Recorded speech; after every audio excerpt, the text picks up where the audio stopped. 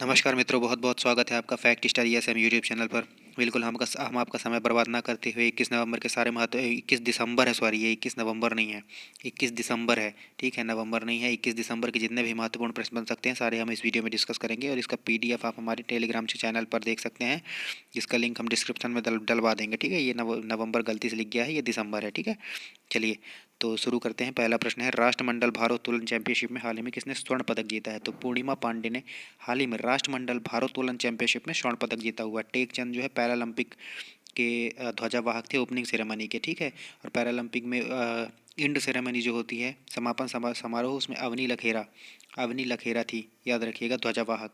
और नॉर्मल में अगर ये देखिए, नीरज चोपड़ा दिए हुए हैं। नॉर्मल में इन्होंने भाला फेंक में स्वर्ण पदक जीता हुआ 7 अगस्त के दिन, याद रखिएगा। 7 अगस्त को भाला फेंक दिवस मनाने की घोषणा की गई है। मीराबाई चानू, ये मीराबाई चानू के बारे में आप कमेंट सेक्शन में लिख सकते हैं जी। ठीक है, अगला प्रश्न है, प्राइम मिनिस्टर मोदी ने हाल ही में शाहजहाँपुर उत्तर प्रदेश से गंगा एक्सप्रेस वे का उद्घाटन किया। तीनों ही चीप पॉइंट आपको याद रखने हैं। PM मोदी ने किया, किसका किया? गंगा एक्सप्रेस वे का किया। कहाँ पर है Ganga express way? Shahjahanpur UP से किया। ठीक है, याद रखिएगा।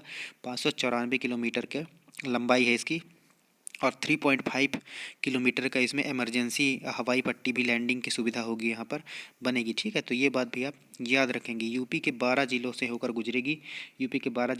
गुजरेगी, और 36,200 करोड़ रुपए की लागत इसमें आ रही है। तो ये बात, इस बात में भी आपको कोई कन्फ्यूज़न नहीं होनी चाहिए। और बनने के बाद यूपी का सबसे बड़ा ये एक्सप्रेसवे होगा। और इसके साथ आप एक और एक्सप्रेसवे याद रख सकते हैं, पूर्वांचल एक्सप्रेसवे। ठीक है, पूर्वांचल एक्सप्रेसवे कहाँ से कहाँ तक होगा?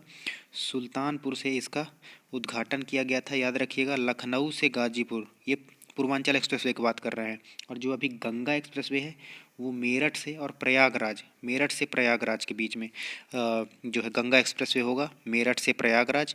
ठीक है, लंबाई इसकी 594। इस प्रश्न का सही उत्तर हो जाएगा 594 किलोमीटर। इसमें हवाई पट्टी इमरजेंसी लैंडिंग के लिए भी पूछ सकता है, 3.5 किलोमीटर, याद रखिएगा। अगला प्रश्न बन जाता है, डीआरडीओ ने हाल ही में परमाणु शक्ति से लैस अगली नई पीढ़ी की सतह से सतह में मार करने वाली अग्नि P या अग्नि प्राइम मिसाइल का सफल परीक्षण कहाँ से किया है? तो याद रखिएगा, APJ अब्दुल कलाम द्वीप, जिसका नया नाम है व्हीलर द्वीप। ठीक है, ये कहाँ पर है? उड़ीसा में, याद रखिएगा। ठीक है, यहाँ से इस अग्नि प्राइम मिसाइल का सफल परीक्षण किया गया है। याद रखिएगा, अग्नि प्राइम जो मिसाइल है, ये जो है बैलिस्टिक मिसाइल है, परमाणु क्षमता से लैस हो सकती है। ये अगर करना चाहें किसी के ऊपर परमाणु हमला, बिल्कुल इसमें परमाणु सेट कर सकते हैं अपन, परमाणु बम वगैरह, है ना। और ये बैलिस्टिक मिसाइल है, और कैसी मिसाइल है? सरफेस टू सरफेस है, ये बात भी याद रखिएगा। और ये बात भी याद रखिएगा कि APJ अब्दुल कलाम व्हीलर द्वीप जो है वो उड़ीसा में है। ये पूरा आप ऐसे ही याद रखिए। ठीक है, APJ अब्दुल कलाम व्हीलर द्वीप, ये उड़ीसा में पड़ता है। ठीक है, श्रीहरिकोटा से इसरो अपने जो है रॉकेट वगैरह लॉन्च करता है, तो इसमें भी आपको कोई कन्फ्यूज़न नहीं होनी चाहिए, है ना। और क्या देख सकते हैं इसके बारे में फैक्ट, अपन कुछ जान सकते हैं। ठीक है, उड़ीसा जो है अर्बन गवर्नेंस इंडेक्स आया था, उसमें उड़ीसा जो है टॉप पर था, ये बात याद रखिएगा।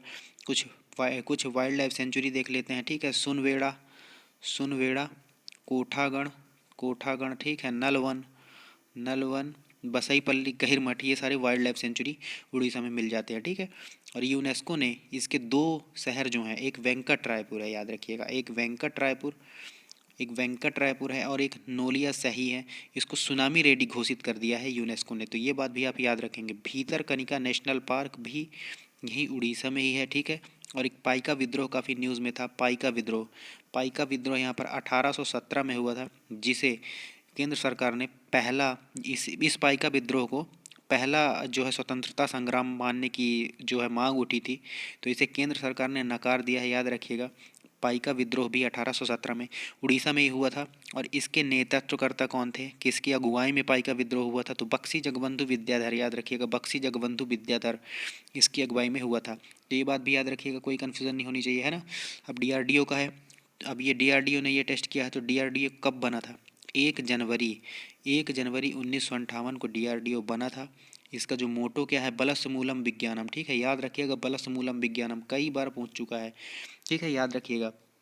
इस मिसाइल की मारक क्षमता आपसे पूछ सकता है अग्नि प्राइम की, तो 1000 से 2000 किलोमीटर तक इसकी मारक क्षमता है। याद रखिएगा सरफेस टू सरफेस मिसाइल है, इस बात में भी कोई कन्फ्यूज़न नहीं होनी चाहिए, ठीक है। और डीआरडीओ के प्रमुख कौन है, तो जी सतीश सतीश रेड्डी साहब जो है डीआरडीओ के प्रमुख हैं, ठीक है। और उनको आर्यभट्ट पुरस्कार भी मिल चुका है, तो इस बात में भी कोई कन्फ्यूज़न नहीं होनी चाहिए, ठीक है। और एक यहाँ पे क्या चल रहा है, आपको शायद पता होगा, IGMDP, इसको क्या बोल सकते हैं, integrated guided missile development programme. ये कब चला था, ये 1983 में चला हुआ था, याद रखिएगा, ठीक है। APJ अब्दुल कलाम साहब की अगुवाई में चला था, ये बात भी याद रखिएगा। और इसके अंतर्गत 5 मिसाइल बनाए गए थे, उसी की कड़ी में है ये, याद रखिएगा, उसी से बिल्कुल लिंक करता हुआ है।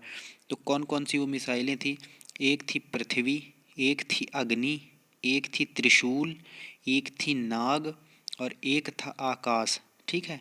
तो ये जो है, ये integrated guided missile development programme का ही आज ये नया वर्जन अग्नि प्राइम हमने किया है। 2008 में ये प्रोग्राम बंद कर दिया गया है, अब इन्हें ही अपग्रेड किया जा रहा है आज की तकनीक के हिसाब से, ठीक है। तो याद रखिएगा, बिल्कुल ये सारी चीज़ें भूलनी नहीं है, बिल्कुल याद रखेंगे, ठीक है। और मिसाइल वूमन आपको पता होना चाहिए, मिसाइल वूमन किन्हें कहा जाता है। मिसाइल वूमन जो है अग्नि 4 की जो विकास में काफ़ी योगदान दिया था, टेसी थॉमस, आपको पता होना चाहिए, टेसी थॉमस, इन्हें इन्हें जो है मिसाइल वूमेन ऑफ इंडिया कहा जाता है। ये बात भी आप याद रखिएगा, बिल्कुल आप भूलिएगा नहीं, बिल्कुल बहुत ही शानदार क्वेश्चन आपसे बन सकता है कि मिसाइल वूमन किसे कहा जाता है, टेसी थॉमस को कहा जाता है। अगला प्रश्न आपके सामने है, इंडियन न्यूज़पेपर सोसाइटी के अध्यक्ष हाल ही में कौन बने हैं। इंडियन न्यूज़पेपर सोसाइटी के अध्यक्ष हाल ही में, याद रखिएगा, मोहित जैन बने हैं, बिल्कुल याद रखिएगा। अवीक सरकार किसके हैं, अवीक सरकार भी आपको पता आ रहा है क्या, PTI press trust of India के अध्यक्ष हैं अवीक सरकार। और रवि कुमार किसके हैं, तो रवि कुमार जो अभी संसद टीवी बनी हुई है, संसद टीवी, लोकसभा और राज्यसभा को मिलाकर एक संसद टीवी बनी है, उसके पहले CEO बनाए गए हैं रवि कुमार। तो ये बात भी याद रखिएगा, इस प्रश्न का उत्तर हो जाएगा मोहित जैन, जो कि इंडियन न्यूज़ सोसाइटी के अध्यक्ष बने हुए हैं। अगला प्रश्न, ई श्रीधरन सक्रिय राजनीति से संन्यास लेने की घोषणा कर दिया, इनका उपनाम क्या है, बहुत ही शानदार प्रश्न है। इनको मेट्रो मैन ऑफ इंडिया के नाम से जाना जाता था, ठीक है, याद रखिएगा। यहाँ पर तीसरा आपको ऑप्शन दिख रहा होगा, भारत में सुपर कंप्यूटर के जनक क्या कहा जाता है, नहीं, विजय भटकर, नाम आपने सुना हो शायद, विजय भटकर को भारत में सुपर कंप्यूटर का जनक कहा जाता है। NTPC में पूछा हुआ सवाल है, याद रखिएगा, ठीक है। बर्ड मैन ऑफ इंडिया तो सलीम अली को कहा जाता है, और मिल्क मैन ऑफ इंडिया तो वर्गीज कुरियन को कहा जाता है, श्वेत क्रांति के जनक भारत में अमूल वाले, ठीक है, याद रखेंगे। अगला प्रश्न देख लेते हैं, बैडमिंटन में BWF मतलब बैडमिंटन वर्ल्ड फेडरेशन, ये है BWF, badminton world federation championship चल रही है, इसके फाइनल तक पहुंचने वाले पहले भारतीय खिलाड़ी, और वहां पर उन्होंने रजत पदक जीता हुआ है, याद रखिएगा, रजत पदक जीता हुआ है। और ये फाइनल में पहुंच गए थे, लेकिन सिंगापुर के प्लेयर से ये हार गए, याद रखिएगा, ठीक है। सिंगापुर के प्लेयर से हार गए, और सिंगापुर के जो प्लेयर हैं लोह किन येव, ठीक है, याद रखिएगा, रख सकते हैं, कभी पूछ सकता है, अगर आपका किस्मत दिन अगर उस दिन अच्छा नहीं रहा, टफ करने के लिए क्वेश्चन पूछ सकता है। लोह किन येव ने हरा दिया इन्हें, ठीक है, फाइनल में। और ये फिर भी भारत के पहले प्लेयर बन गए हैं जो बैडमिंटन के WWF चैंपियनशिप में, BWF चैंपियनशिप में फाइनल तक पहुंचे और रजत पदक भी जीता है। कदम्बी श्रीकांत इसका इंपॉर्टेंट क्वेश्चन है, याद रखिएगा, छपने वाला प्रश्न है इसका, कदम्बी श्रीकांत सही उत्तर हो जाएगा, ठीक है। अब इससे रिलेटेड कुछ फैक्ट अपन देख लेते हैं, ठीक है। तो पहले फैक्ट अपन देख लेते हैं, उबेर कप और थॉमस कप, ये पूछता है ये कप किससे संबंधित है, ये बैडमिंटन से संबंधित कप ही हैं। और उबेर कप को हाल ही में अभी चीन ने जीता हुआ है, तो ये बात भी आप याद रख लीजिएगा, बिल्कुल भूलना नहीं है आपको, ठीक है। एक नंदू नाटकेटर का निधन हुआ, ठीक है, वो कौन थे, तो वो भी बैडमिंटन से संबंधित थे।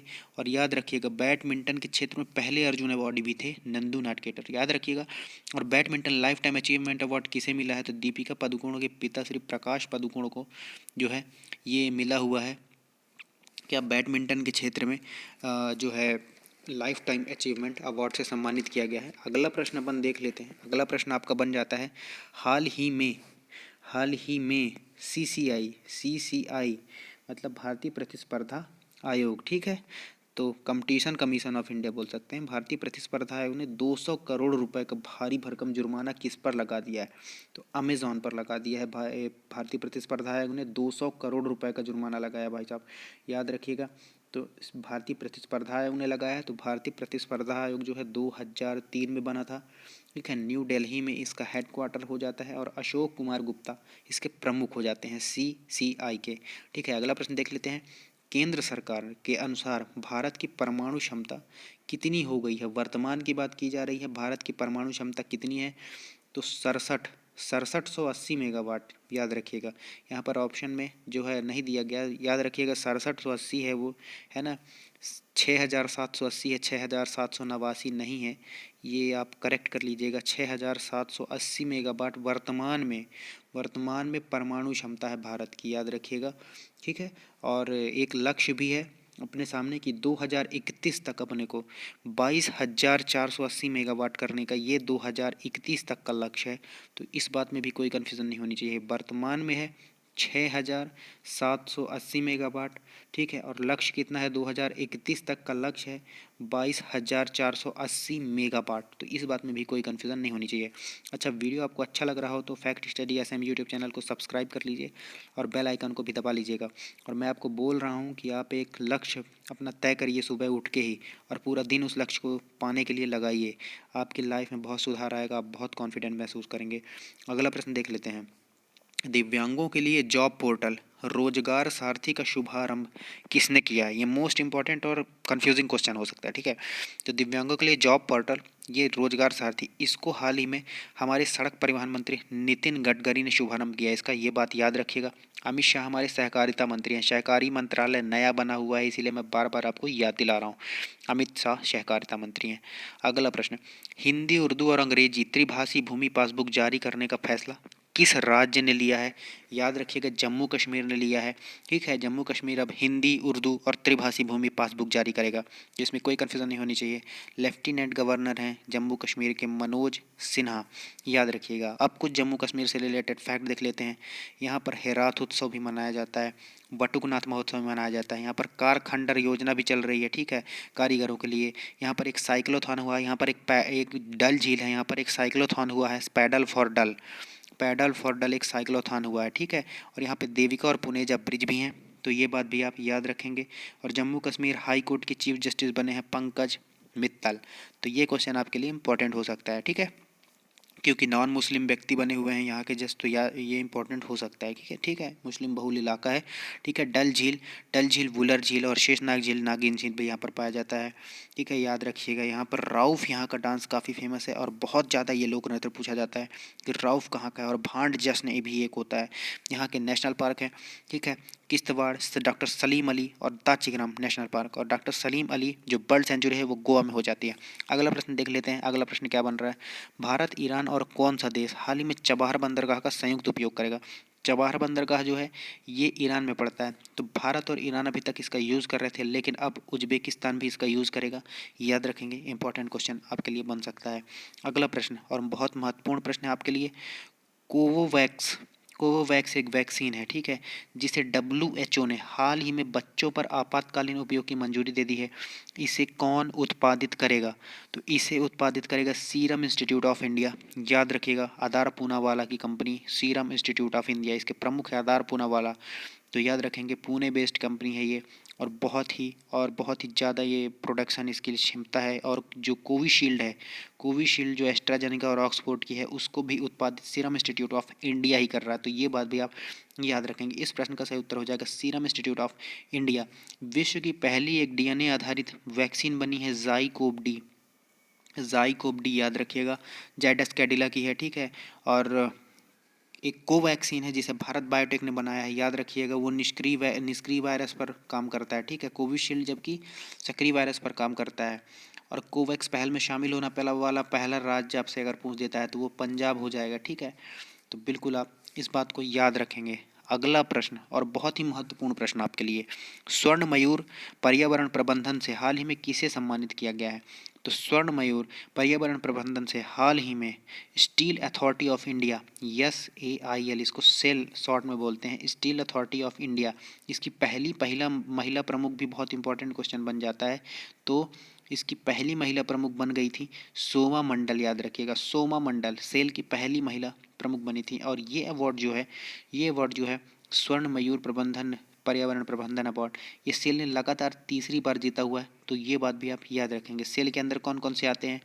सेल के अंदर आता है बर्नपुर यूपी का, बोकारो, ठीक है, झारखंड का, भिलाई जो छत्तीसगढ़ का, दुर्गापुर पश्चिम बंगाल का, और राउरकेला जो है उड़ीसा का।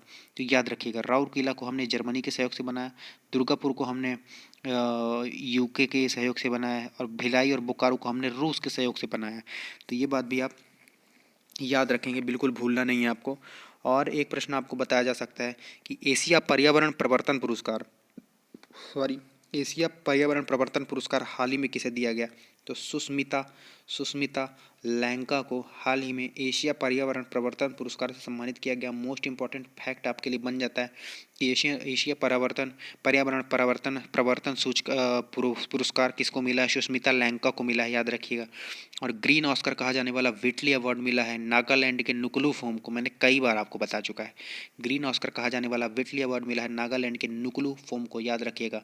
और अभी हाल ही में राष्ट्रीय ऊर्जा संरक्षण जो अवार्ड वो राजस्थान को मिला हुआ है, ये बात भी याद रखिएगा। और राजस्थान जो है सौर ऊर्जा की स्थापित क्षमता में टॉप पर है, तो ये बात भी आप याद रखिएगा। COP26 हाल ही में कहाँ पर हुआ? COP26 अगर आपसे पूछता है तो ग्लासगो स्कॉटलैंड में हुआ। और COP27 जो है अगले साल होगा, वो मिस्र में होगा, याद रखिएगा, इजिप्ट जिसे आप कह सकते हैं। अगला प्रश्न है, रामनगरी के रिसर्च के लिए हाल ही में रामायण यूनिवर्सिटी कहाँ पर बनेगी? तो इसमें तो कोई कन्फ्यूज़न ही नहीं होनी चाहिए कि अयोध्या में बनेगी।